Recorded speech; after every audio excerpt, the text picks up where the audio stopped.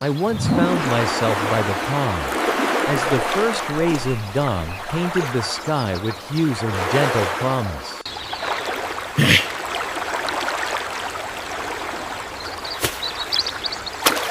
My gaze fell upon a single, perfect dewdrop clinging precariously to the very tip of a blade of grass.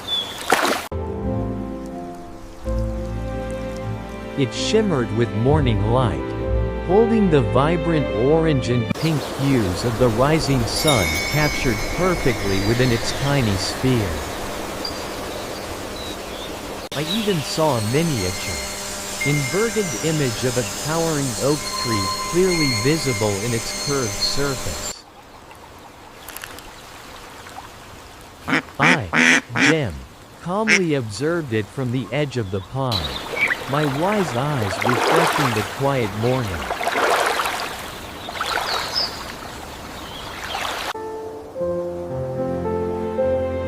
To this tiny world, the vast, endless sky was a domed ceiling above it, and from its vantage point, a tiny ant scuttling along the grass appeared like a giant monster. Despite its size, it held an entire universe of light, color, and reflection within its delicate sphere. Behind it, the expansive, serene surface of the pond stretched out, a soft blur of blue and green, with the subtle sound of its water lapping gently against the shore. A quiet invitation to a larger world. Then, a gentle breeze rustled the blade of grass it rested upon, causing the dewdrop to quiver slightly. Quack!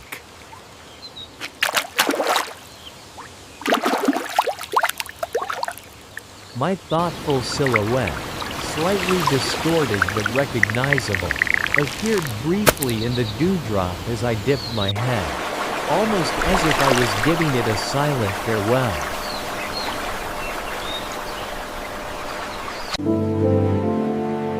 I watched as it slowly began to slide down the blade of grass. Pulled by gravity, to its small perception, the distant pond was a tiny, shimmering patch, seemingly miles away. It briefly hesitated at a tiny imperfection on the grass blade, forming a brief, perfect sphere, as if gathering its courage, contemplating its destiny. The final stretch of the grass blade before it touched the surface of the pond felt like a moment of suspense. A tiny life on the precipice of profound change. And then, the precise moment arrived. The dewdrop's bottom edge touched the pond's surface, creating a barely perceptible ripple. It seamlessly lost its individual shape and became one with the larger body of water, vanishing from sight.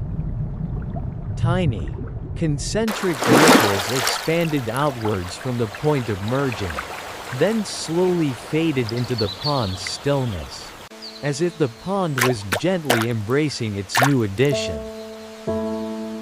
The individual molecules of the dewdrop now flowed freely within the vast currents of the pond. From below, I imagined an ethereal shot, seeing the sunlight diffuse through the unified pond water. The pond's depths, a mysterious, vast world where the dewdrop's water now belonged, no longer alone. It was a visual metaphor of the dewdrop's unique form dissolving, yet its essence contributing to the whole, enriching it. I watched as the camera slowly zoomed out from the point of merge, revealing the immense size of the pond compared to the tiny dewdrop, truly putting its journey into perspective. My unblinking eye reflected the now unified pond surface, a hint of understanding dawning. The pond surface now reflected the entire sky and surroundings, just as the dewdrop once did. but on a grander scale, richer for every drop that joined. Even as I observed this, another dewdrop was forming on a different blade of grass in the distance, hinting at life's continuous cycle, always beginning anew, always moving towards something greater. With a knowing glance, I turned my head, as if to imply a profound truth about unity and the greater good. That tiny drop's water was now mixing with water that had touched distant shores and fed mighty rivers. Its contribution, though tiny, was now an inseparable part of the pond's life-giving essence, no less significant for having given up its individual form.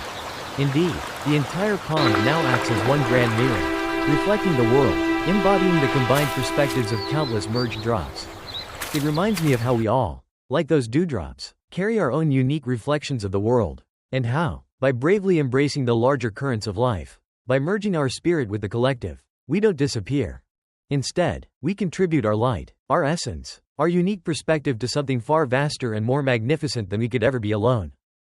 We find our true belonging, not by holding on, but by letting go, and becoming part of the beautiful, flowing whole,